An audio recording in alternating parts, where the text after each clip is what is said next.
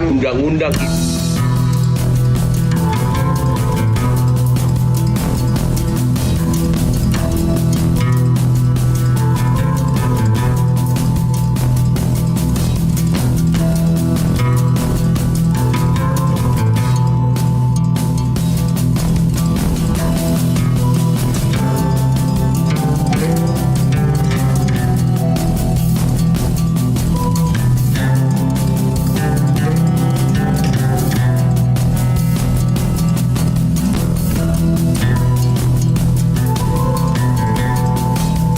Terkait kasus Rocky Gerung, apa upaya hukumnya, apa sanksi hukumnya?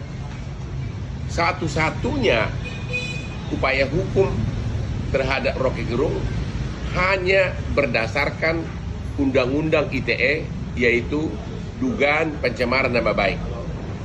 Masalahnya, karena pencemaran nama baik itu adalah delik aduan, maka harus korbannya yang melapor ke polisi. Dalam hal ini, apabila Bapak Presiden merasa dirugikan, harus Bapak Presiden yang datang ke kantor polisi untuk membuat laporan polisi. Itulah SOP praktek Undang-Undang ITE sekarang ini.